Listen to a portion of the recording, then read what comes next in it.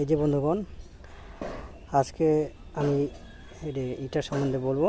এই ইটাকে ইংলিশে আমাদের ইন্ডিয়ান টার্মসে ব্রিক বলে।